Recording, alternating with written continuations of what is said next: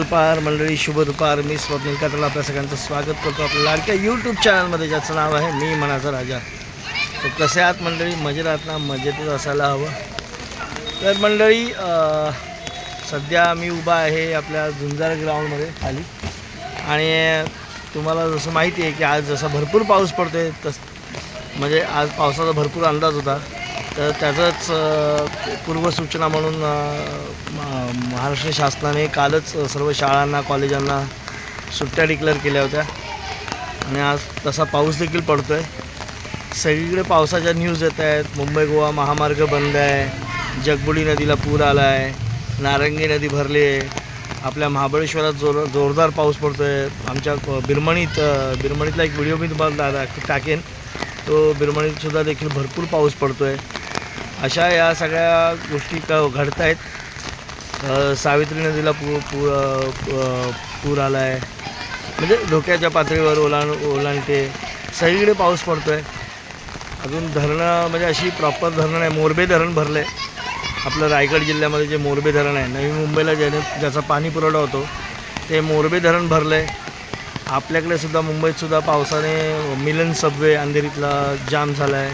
अशा सगळ्या गोष्टी भरपूर हे आल्या आहेत, जलमय झाल्यात गोष्टी. काही ठिकाणी झाडं पडत आहेत, घटना घडत आहेत, दरडी कोसळत आहेत. मेन म्हणजे कवठीजवळ पण दरड कोसळली आहे. आपल्या आंबेनळी घाट ते 4-5 दिवस बंदच आहे. महाबळेश्वरमध्ये नावली गाव, अशा बऱ्याच ठिकाणच्या घटना येत आहेत. तर मंडळी, अशा वेळेला तुम्ही कुठे पावसाची मजा घेण्यास जाऊ नका, माझ्या मते तरी. कारण कुठे अडकाल, कुठे काय होईल. तर त्यामुळे हा सुरुवातीचा पाऊस पडून जाऊ दे, त्याच्यानंतर जरा थोडा 15 दिवसांनी वगैरे जा.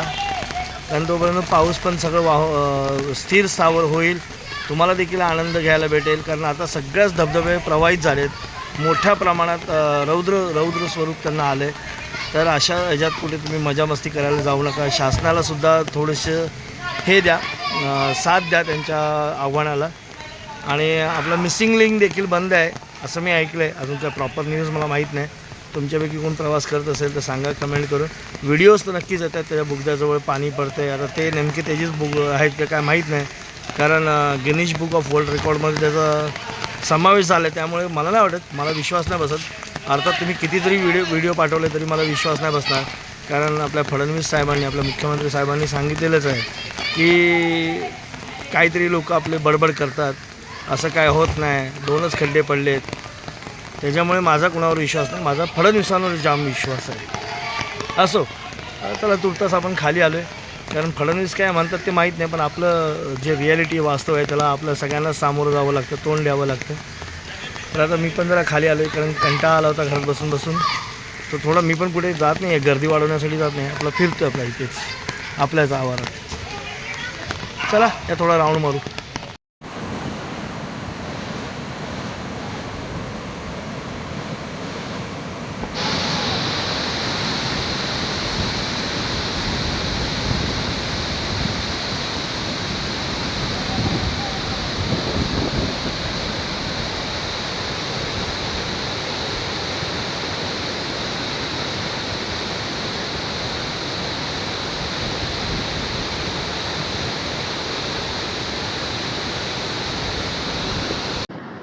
मंडळी, तुम्ही जी आता पाहताय ती आमची कोयना नदी. बघितलं, परवा पडलेल्या पावसाने अगदी या पुलावरनं अक्षरशः पाणी गेले. मंडळी, हा एकच पूल असा आहे जो आम्हाला महाबळेश्वर तालुक्याशी आणि इतर गावांशी जोडून ठेवतो. पण याच पुलावरनं पाणी गेल्यामुळे आमचा तालुक्याशी आणि इतर गावांशी संपर्क तुटला. आमच्या गावातल्या सर्वच मंडळींनी आपला जीव धोक्यात घालून या पुलावर वाहून आलेली लाकडं अक्षरशः दूर करण्याचा आटोकाट प्रयत्न केला. खरंच ही मंडळी आहेत म्हणून गाव आहे. मंडळी, होतं काय, आम्हाला सर्वांना गावातून बाहेर जाण्यासाठी, गावात येण्यासाठी हा एकच मार्ग आहे. आणि हाच मार्ग बंद पडला तर आमच्यातले आजारी लोक, वयस्कर माणसं किंवा गावात इतर काही गोष्टींसाठी आम्ही बाहेर कसं जावं हाच प्रश्न पडतो. शासनाने याकडे जरूर लक्ष द्यावे.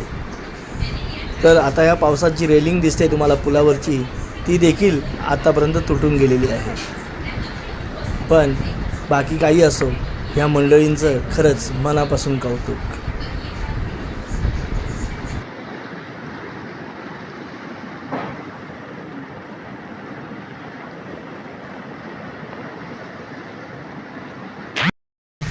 आता मला यायला जरा उशीर झाला, 2:15 होऊन गेले. मार्केट आपलं जो साधारणतः 2 वाजेपर्यंत असतं. आता काय इकडे तर कोण आहे नाहीस आणि आज शाळा बंद आहेत, त्यामुळे रस्ते फारसे मोकळे आहेत आणि आता लोक सकाळीच गेले असेल कामावर.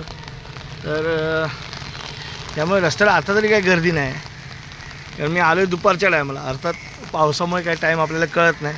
हे आमचं काय काशीनाथ पांडुरंग शिर्के खेळाचं मैदान आहे. तर चला, मार्केट बंदच झालं आहे बघा.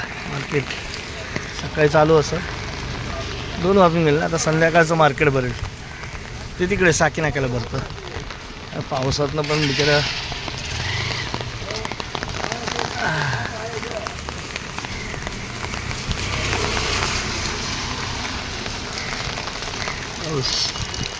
पाऊस चालू आहे, कंटिन्यू चालू आहे. कमी तर कडुलिंबाचं झाड आमच्या इथलं हिरवागार झालं आहे पाला.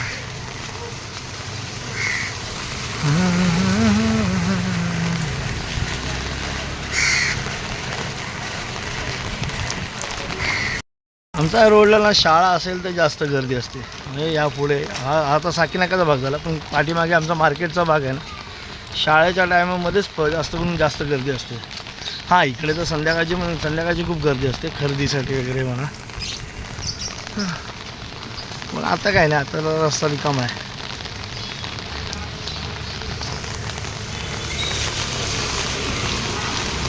इथपर्यंत जाऊ आपण, परत पाठी फिरू, दूध घेऊ आणि घरी जाऊ.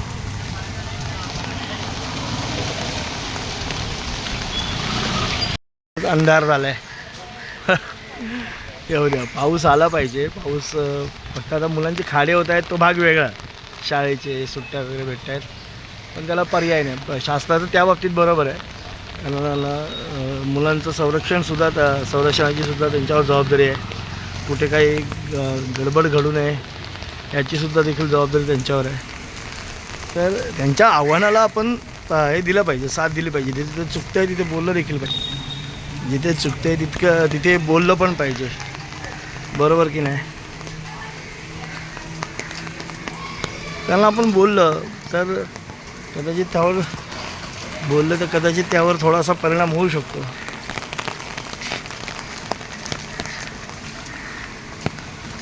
चला, सगळीकडे बाबा व्यवस्थित असू दे. गावच्या ठिकाणी, शहरात, ग्रामीण भागात सगळीकडे चांगले राहू दे. पाऊस पडला पाहिजे. भात लावणीला अजून काय सुरुवात झालेली अशी काय आमच्या बिरमणीत तर दिसली नाही. बिरमणीत बिचारे ते आमच्याकडे वस्त्र केलं म्हणतात, म्हणजे भूस्खलन.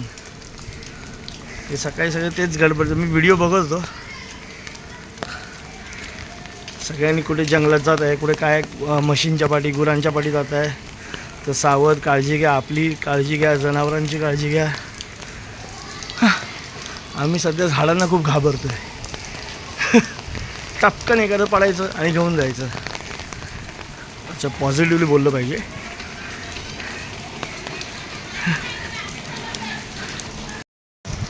कसं वातावरण आहे बघा.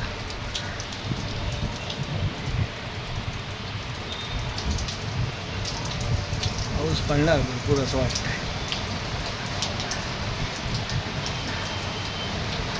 हा पाऊस सगळ्याच जिल्ह्यांमध्ये पडतो आहे असं वाटतं आहे. तर आपल्या मुंबईलगतचे सर्व जिल्हे, ठाणे, पालघर, रायगड, रत्नागिरी, सिंधुदुर्ग, वरती सातारा,